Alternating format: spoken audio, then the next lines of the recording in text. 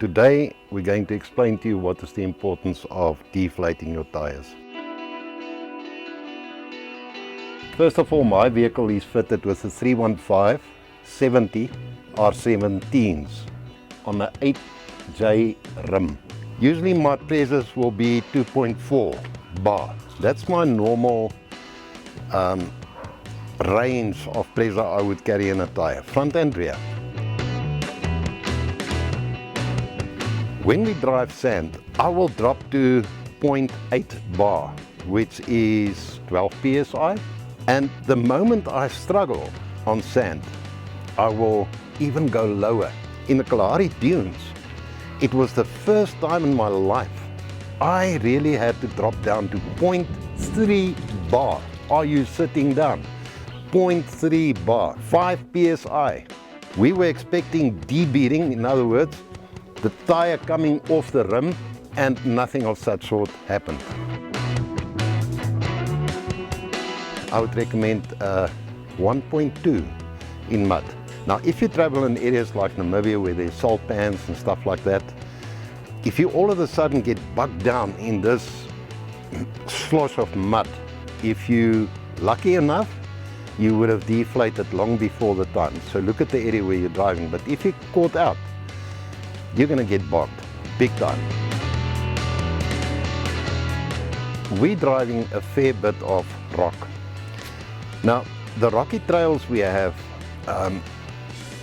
it's been a touch and go. We tried to go down as low as 0.8 and we played around with the pressures. 1.3 bar, that's a good posse to start off.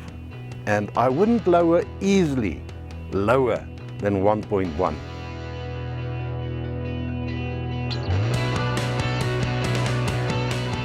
When I drive gravel roads, meaning I'm on the open road, it's like what most of us will call overlanding, I would go down to 1.9 bar.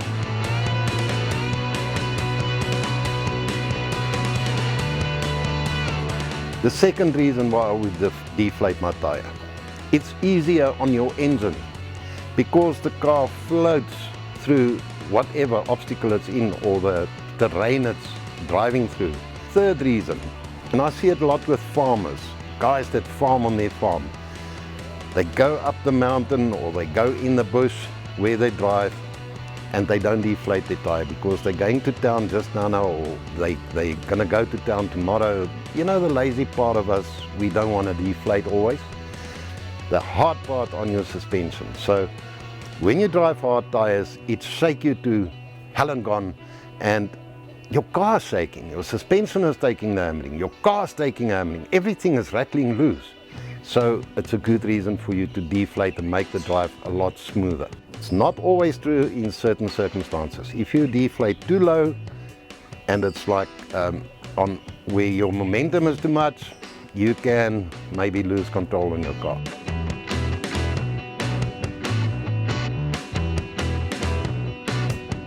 When I deflate my tire, I decrease my ground clearance. Your tire is going down. What happens with your car?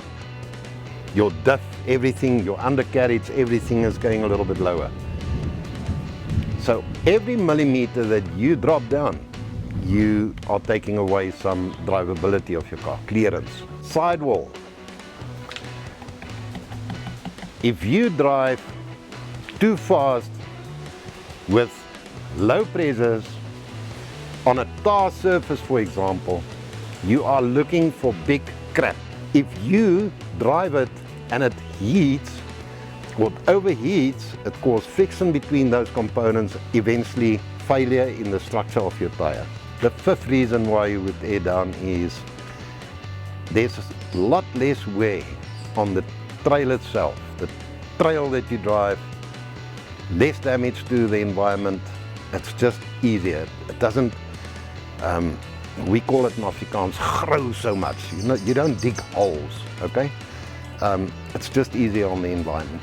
And that's the important one to remember. I'm going to illustrate what happens when we deflate the tires. So on that wheel, I'm going to go from 2.4 bar And I'm going to air down and show you what happens, where I get my traction from, and what happens with the tyre and the surface, what changed there. These two rods is on the contact pads of my tyre, situated on the contact pads of my tyre. So I'm going to measure, this is at 2.4 bar, and it's 300 mil on 2 bar, just for interest sake. 315 millimeter. Right, we're on 1.3 bar. Let's see now.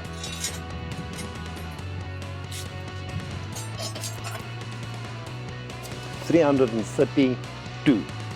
I'm now going to go down to 0.8, and just for a matter of interest I might go down to 0.3 just to prove a point.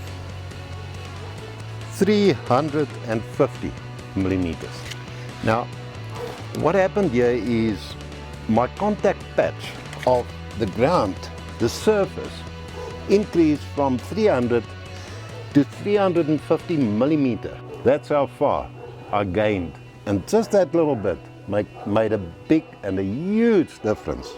Airing down your tires will make the difference between you in the same vehicle in capability on off-road by miles.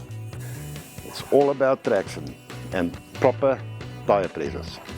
This is why I'm trying not to be lazy, but I do make it easier on myself by getting me a proper inflate and deflate tool.